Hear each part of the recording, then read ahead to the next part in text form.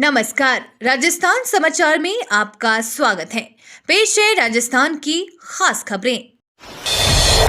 राजस्थान में 5 सीटों पर उपचुनाव। प्रदेश में विधानसभा की 5 सीटों पर उपचुनाव को लेकर जहां कांग्रेस ने कमेटियां गठित कर दी, वहीं बीजेपी ने एक बार फिर दावा किया कि उसके कार्यकर्ता ग्राउंड लेवल पर हैं और उपचुनाव में बीजेपी 5 सीटें जीतेंगी। हालांकि प्रदेश में उपचुनाव की तैयारी से ज्यादा भाजपा लोकसभा चुनाव में हार से मचे बवाल को शांत करने में ज्यादा दिखाई दे रही है। राजस्थान में 5 विधायकों के लोकसभा चुनाव में सांसद चुने जाने के बाद विधानसभा की 5 सीटें खाली हुई है। झुंझुनू, देवली, उनियारा, दौसा, खिवंसर और 84 इन 5 सीटों पर उपचुनाव कराए जाएंगे। कांग्रेस ने उपचुनावों के लिए कमर कसते हुए एक दिन पहले ही विधानसभा क्षेत्र और कमेटियां गठित कर हुंकार भरती है। पीएम के नक्शे कदम पर सीएम भज्जन लाल। प्रधानमंत्री नरेंद्र मोदी के नक्शे कदम पर सूबे के सीएम भज्जन लाल शर्मा चल पड़े हैं। जिस तरह एक बटन दबाकर प्रधानमंत्री नरेंद्र मोदी ने किसान सम्मान निधि को एक साथ सभी लाभार्थियों के खातों में पहुंचाया था, ठीक उसी तरह अब मुख्यमंत्री भज्जन लाल शर्मा भी सामाजिक सुरक्षा पेंशन की राशि एक बटन दबाकर प्रदेश के करीब 81 लाख पेंशनर्स के खाते में पहुंचाएंगे। ये कहना है सामाजिक न्याय एवं अधिकारिता विभाग के कैबिनेट मंत्री व झुंझुनू जिले के प्रभारी मंत्री अविनाश गहलोत का। सीकर सांसद अमरा राम ट्रैक्टर पर पहुंचे संसद। दिल्ली में सोमवार से 18वीं लोकसभा का पहला सत्र आरंभ हुआ। इस अवसर पर राजस्थान के एक सांसद अनोखी एंट्री चर्चा का विषय बनी। सीकर से आनंद और मार्क्सवादी कम्युनिस्ट पार्टी के नेता अमरा राम ने संसद भवन तक पहुंचने के लिए ट्रैक्टर का उपयोग किया। इस मौके पर उन्होंने प्रधानमंत्री नरेंद्र मोदी पर तीखे आरोप लगाए। सीकर के सांसद अमरा राम संसद भवन की ओर ट्रैक्टर पर सवार होकर रवाना हुए। उन्होंने कहा कि पिछले कार्यकाल में मोदी सरकार ने किसानों की आवाज को दबाने के लिए उनका ट्रैक्टर रोक दिया था। अब वे उसी ट्रैक्टर से संसद पहुंचकर किसानों की आवाज को और बुलंद करेंगे। राजस्थान जूनियर इंस्ट्रक्टर भर्ती परीक्षा स्थगित। राजस्थान कर्मचारी बोर्ड ने जूनियर इंस्ट्रक्टर भर्ती परीक्षा स्थगित कर दी है। जूनियर इंस्ट्रक्टर, रेफ्रिजरेटर एवं एसी टेक्नीशियन, फीटर और इलेक्ट्रीशियन की परीक्षाएं 27, 29 और 23 जून को होने वाली थी, जिसे स्थगित कर दिया गया है। अब इसका आयोजन अक्टूबर या नवंबर महीने में किया जाएगा। कर्मचारी चयन बोर्ड जल्द ही नया कैलेंडर जारी करेगा। चमत्कारी गुणों से भरी है ये खट्टी पत्तियां, पीरियड से लेकर कैंसर तक में कारगर। इमली के पत्तों का उपयोग आयुर्वेदिक दवाइयां बनाने के लिए किया जाता है। इमली की पत्तियां कई गंभीर बीमारियों से निजात दिलाती है। इससे मुख्य रूप से मलेरिया की दवाइयां बनाई जाती हैं। इमली की पत्तियां बहुत चमत्कारिक होती है क्योंकि इसमें अनेक औषधीय गुण होते हैं। आयुर्वेदिक डॉक्टर किशन लाल ने बताया कि इमली की पत्तियों में एंटीबैक्टीरियल, एंटीऑक्सीडेंट, एंटी मलेरिया और एंटी अस्थमैटिक गुण पाए जाते हैं, जो मानव की रोग प्रतिरोधक क्षमता बढ़ाती हैं। इसके अलावा इमली के पत्ते खाने में खट्टे लगते हैं। कई ग्रामीण क्षेत्रों में तो इन पत्तों को रोजाना सेवन भी किया जाता है। इमली की पत्तियों के लगातार सेवन से लीवर से जुड़ी समस्याएं दूर हो जाती हैं। इमली की पत्तियों के रोजाना इस्तेमाल से कैंसर जैसी गंभीर बीमारी का खतरा भी काफी हद तक कम हो जाता है। इमली की पत्तियां महिलाओं के लिए किसी वरदान से कम नहीं है। पीरियड्स की समस्या, इमली का पानी बहुत ज्यादा फायदेमंद होता है। चमत्कारी गुणों से भरी ये खट्टी पत्तियां पीरियड्स से लेकर कैंसर में कामगार हैं। डिप्टी सीएम दिया कुमारी को women tourism minister of the year award. Rajasthan के डिप्टी सीएम दिया कुमारी को women tourism minister of the year India के सम्मान से आईटीबी बर्लिन जर्मनी में सम्मानित किया जाएगा। आईटीबी बर्लिन जर्मनी में ही राजस्थान को destination of the year royal experiences के लिए पटवा इंटरनेशनल ट्रैवल अवार्ड से सम्मानित किया जाएगा। उप मुख्यमंत्री पर्यटन दिया कुमारी के नेतृत्व में पर्यटन विभाग राजस्थान को देश ही नहीं दुनिया में पर्यटन का सिरमौर बनाने के लिए जुटा हुआ है।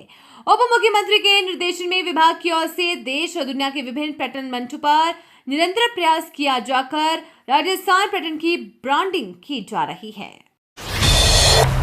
सीएम भज्जन लाल शर्मा पहुंचे अशोक गहलोत की आवास। राजस्थान के सीएम भज्जन लाल शर्मा ने कल पूर्व सीएम अशोक गहलोत को उनके आवास पर मुलाकात की। सीएम भज्जन लाल शर्मा ने एक्स पर लिखा, आज प्रदेश के पूर्व मुख्यमंत्री श्री जी के अस्वस्थ होने पर आवास पहुंचकर उनकी कुशल क्षेम पूछी। मैं प्रभु से उनके शीघ्र स्वास्थ्य लाभ की प्रार्थना करता हूं। राजस्थान को मिलेगी कुल 400 मेगावाट अनाबंटित बिजली। राजस्थान से भज्जन लाल का प्रयास रंग लाया। राजस्थान को अब मिलेगी कुल 400 मेगावाट अनाबंटित बिजली। केंद्रीय ऊर्जा मंत्रालय ने मंजूरी दी। प्रदेश के शहरी एवं ग्रामीण क्षेत्रों में निर्बाध बिजली की आपूर्ति सुनिश्चित करने के लिए राज्य सरकार प्रयासरत है। इसी क्रम में मुख्यमंत्री भजनलाल शर्मा के आग्रह पर केंद्रीय ऊर्जा मंत्रालय ने भीषण गर्मी को देखते हुए राजस्थान को 2 रीजनल पुल से अनाबंटित बिजली का कोटा देने का निर्णय किया है। राजस्थान में मानसून को लेकर गुड न्यूज। राजस्थान में कल 26 जून से मानसून आने की उल्टी गिनती शुरू हो जाएगी। कारण है कि मानसून गुजरात और एमपी के अधिकतर जिलों को कवर कर चुका है।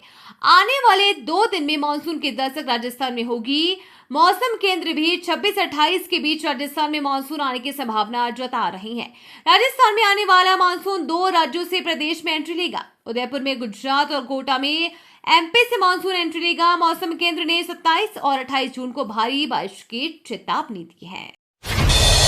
राजस्थान आवासन मंडल 26 जून को करेगा 3,339 आवास फ्लैट्स भूखंड नीलाम। राजस्थान आवासन मंडल 26 जून को 3,339 आवास फ्लैट्स भूखंड नीलाम करेगा। इस नीलामी में राजस्थान हाउसिंग बोर्ड ने हर वर्ग के लिए शानदार ऑफर दिया। राजस्थान आवासन मंडल ने 50% तक की भारी छूट का बड़ा तोहफा दिया। हमारा प्रयास सबको आवास अपनी इस टैगलाइन के साथ काम कर रहे राजस्थान आवासन मंडल की ओर से आमजन के लिए बेहतरीन योजना तैयार की गई है, जिसके तहत 26 जून 2024 बुधवार नीलामी उस समय जयपुर, जोधपुर, अजमेर सहित प्रदेश के विभिन्न शहरों में कुल 3,339 स्वतंत्र आवास फ्लैट्स और भूखंड की नीलामी की जाएगी। खास बात यह है कि ये नीलामी 50% तक की छूट के ऑफर के साथ की जा रही है। राजस्थान के एक और नए जिले पर मंडराया खतरा।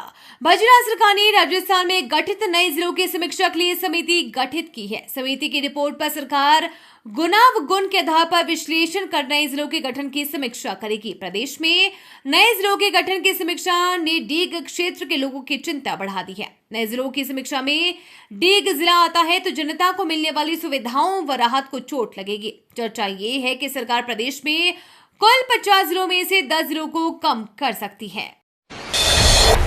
पर्यटकों को सौगात। उदयपुर में शुरू हुआ बटरफ्लाई पार्क। देश दुनिया में अपनी खूबसूरती के लिए मशहूर नीली झीलों के शहर उदयपुर घूमने आने वाले पर्यटकों को एक नई सौगात मिली है। राजस्थान का पहला बटरफ्लाई पार्क उदयपुर में शुरू हो चुका है। असम के राज्यपाल गुलाब चंद कटारिया ने इस बटरफ्लाई पार्क का उद्घाटन किया। 50 लाख रुपए की लागत से बनकर तैयार हुआ ये बटरफ्लाई पार्क में अलग अलग प्रजातियों की बटरफ्लाई देखने को मिलेगी। वसुंधरा के कटी उंगली पर बोले डोटासरा। कांग्रेस प्रदेश अध्यक्ष गोविंद सिंह डोटासरा सोमवार को कोटा दौरे पर थे, जहां उन्होंने वसुंधरा राजे के बयान पर प्रतिक्रिया दी। ईटीवी भारत से विशेष बातचीत में प्रदेश के पूर्व मुख्यमंत्री और भाजपा की राष्ट्रीय उपाध्यक्ष वसुंधरा राजे के कटी उंगली वाले बयान पर कहा कि ये बयान प्रधानमंत्री नरेंद्र मोदी और आरएसएस के संबंधों की कड़वाहट पर है। मेरा ऐसा मानना है कि मोदी और आरएसएस के रिश्ते कटु हो चुके हैं।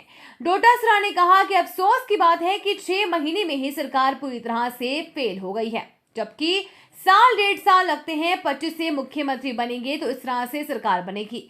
मदन दिलावर जैसे शिक्षा मंत्री बनेंगे तो जनता के हित के काम नहीं करेंगे, अनर्गल बयानबाजी करेंगे। नीट परीक्षा रद्द करने के लिए कोटा में बवाल। कांग्रेस नेताओं ने केंद्र सरकार पर लगाया आरोप।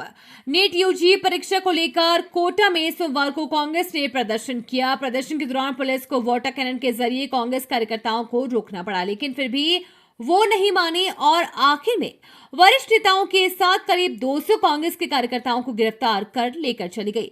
इस दौरान प्रहलाद गुंजल ने कहा कि जब बिहार में पर्चा लीक होने का समाचार आया तो भारत के शिक्षा मंत्री सबसे पहले आकर स्वीकार करे कि झारखंड और बिहार में पर्चा लीक हुआ है। केंद्र सरकार नीट यूजी की परीक्षा देने वाले लाखों बच्चों की गुनहगार है।